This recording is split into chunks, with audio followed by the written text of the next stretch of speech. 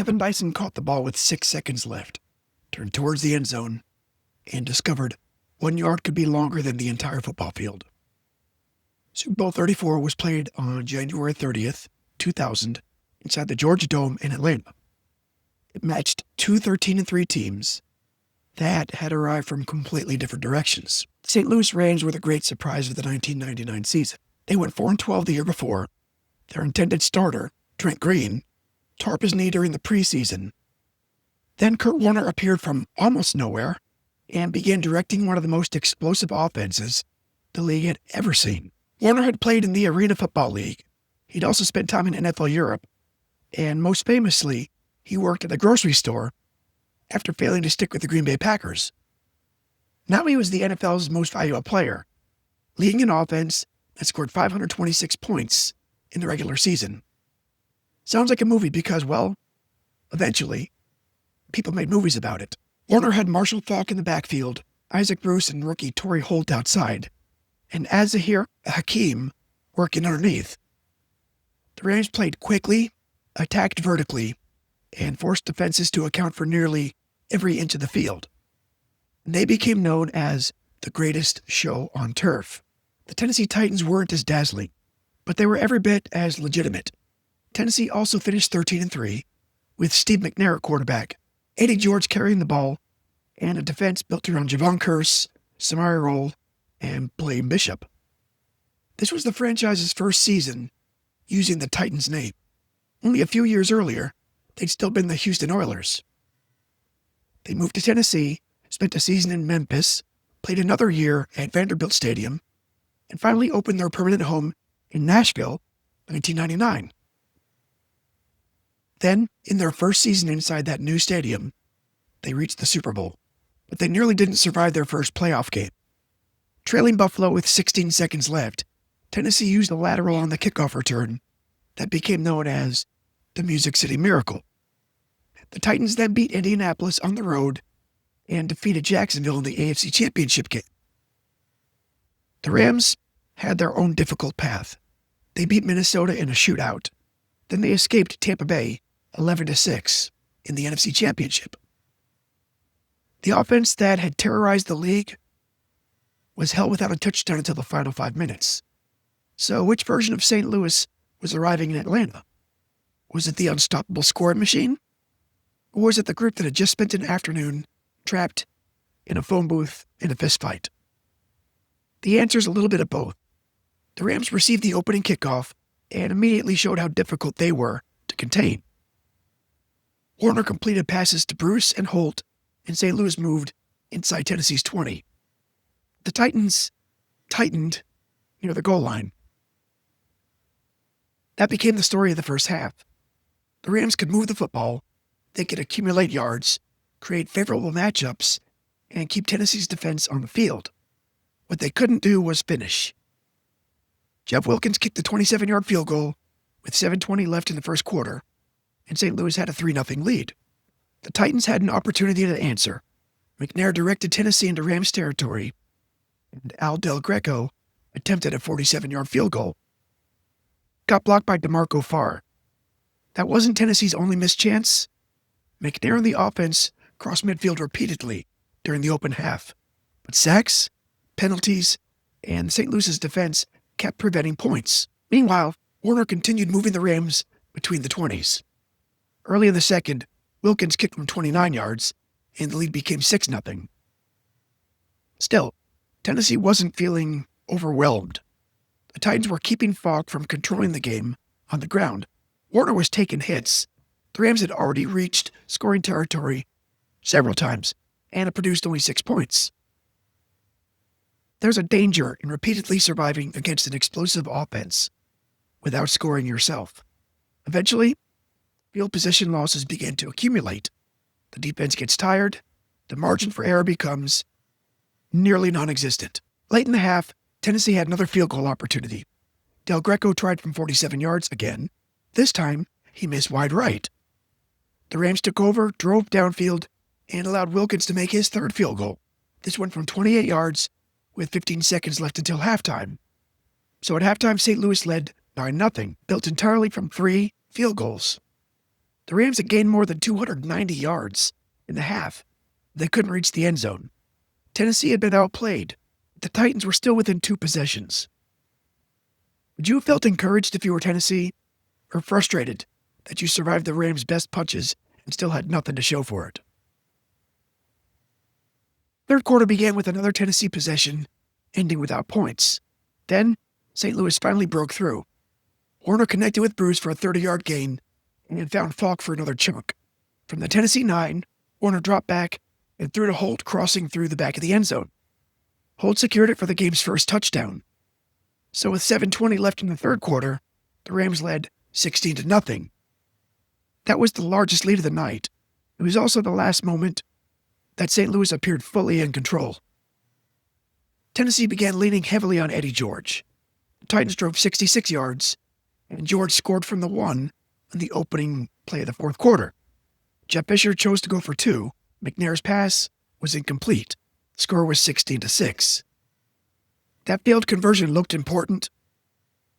The Titans had finally changed the rhythm of the game. Their offensive line was gaining ground. George was running with force, and the Rams' defense was spending longer stretches on the field, getting tired.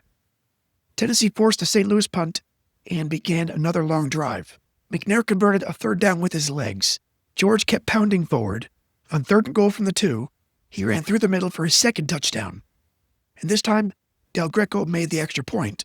So with 7:21 remaining, the Rams' lead had been reduced to 16-13. The greatest show on turf had scored 1 touchdown in more than 52 minutes. Tennessee had turned a potential blowout into a 3-point game by refusing to give up. Now for something completely different. The Georgia Dome's roof was made from roughly 8.6 acres of fabric. That's a lot of material hanging above a game ultimately decided by about 36 inches of painted turf. Back on the field, the pressure had finally shifted entirely onto St. Louis. And the Rams went 3 and out. Tennessee took possession again and drove into scoring range. McNair completed the pass to tight end Frank Wycheck, scrambled for another first down, and moved the Titans close enough for Del Greco to attempt a 43-yard field goal. It was good. With 2:12 left, Tennessee had erased a 16-point deficit, tying the game at 16. For the first time all night, the Rams weren't leading. After all the yards Warner had thrown for, all the opportunities St. Louis had created, and the pressure Tennessee had absorbed, the Super Bowl was even. 2 minutes left. So what happened? On the first play after the kickoff, Warner dropped back from his own 27. Bruce ran deep along the right side and adjusted to a pass arriving slightly behind him. Bruce made the catch, turned upfield, and ran away from the secondary, 73-yard touchdown. The entire drive lasted 1 play, 17 seconds. That's the inherent cruelty of defending these Rams. Tennessee had spent nearly 2 quarters dragging itself back into the game. St. Louis reclaimed the lead before the Titans' defense could fully process that the ball had even been snapped. So with 1:54 remaining, the Rams led 23-16. Warner finished with 414 passing yards, which was then a Super Bowl record. Bruce caught 6 passes for 162 yards, including the touchdown that put St. Louis back in front. Holt added another 7 catches for 109 yards and the Rams' other touchdown. The game still wasn't finished. With 1:48 remaining on their own 12-yard line, Tennessee and Steve McNair took over. McNair completed the pass to Wycheck. Then he found Kevin Dyson. After an incompletion, he scrambled for 12 yards and got out of bounds. Veteran play. Titans crossed midfield with less than a minute left. Then came one of McNair's defining plays. On first down from the Rams' 26, St. Louis sent pressure. Defensive end Kevin Carter reached McNair and appeared to have him trapped. Somehow, McNair pulled free, spun away, and kept the play alive long enough to find Dyson for 16 more yards. Tennessee hurried to the line, spiked the ball. 6 seconds remaining. Titans were at the St. Louis 10. Time for one final snap. Tennessee called 74 slant. Dyson lined up on the left. McNair took the snap and delivered the ball underneath. Dyson caught it near the 5, turned towards the goal line. Rams linebacker Mike Jones. He'd been responsible for covering Wycheck. But Jones read the play, changed direction, and closed on Dyson from the inside. Jones wrapped his arms around Dyson's legs. Dyson fell forward and extended the ball with his right hand. For a fraction of a second, the entire game seemed to hang between his fingertips and the white line, but he didn't reach it. Dyson's knee and hip hit the turf with the football roughly 1 yard short of the end zone. The clock expired. Jones stood and began celebrating while Dyson remained on the ground. St. Louis won Super Bowl 34, 23-16, and the play became known as the tackle. It's one of the rare championship plays where the image tells the whole story. You don't need to know the formation, the coverage, or even the names involved. One player's reaching, another's holding on. Goal line is visible just beyond them. That's hope, resistance, and finality in one frame. Warner was named Super Bowl MVP after completing 24 45 passes, 414 yards, 2 touchdowns. His performance completed one of the most unlikely quarterback seasons in NFL's history. But the Rams' victory wasn't just about their offense. Their defense held Tennessee scoreless through 3 quarters.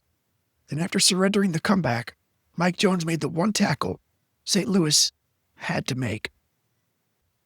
The Rams championship was the first for the franchise since the team was based in not Los Angeles, since they were the Cleveland Rams in 1945, and the organization's first while based in St. Louis. Dick Vermeil retired shortly after the victory, although he later returned to coach Kansas City. St. Louis remained one of the NFL's strongest teams. The Rams returned to the Super Bowl 2 years later, lost to New England on Adam Vinatieri's final second field goal. The greatest show on turf never won another championship. Tennessee remained competitive behind McNair and George. The Titans returned to the AFC Championship game after the 2002 season. They never made it back to the Super Bowl with that group. In 2003, McNair shared the NFL MVP and became one of the defining quarterbacks of his generation.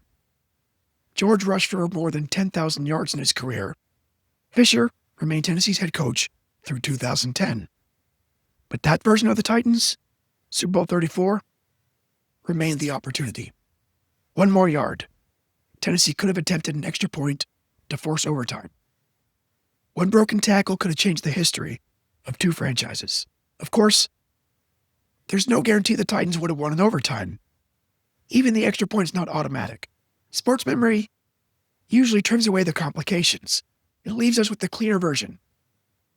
Dyson was 1 yard from tying the Super Bowl. That's close enough to feel inevitable and far enough to remain permanent. The Rams spent the season overwhelming teams with speed, space, and scoring. The Titans spent the postseason surviving. When those identities finally collided, the game came down to neither Warner nor George. It came down to Mike Jones making an open field tackle and Kevin Dyson reaching for a place that he could never quite touch. Chapter 11,144, Super Bowl 34. The Rams are champions. Titans are 1 yard short. Thanks for watching.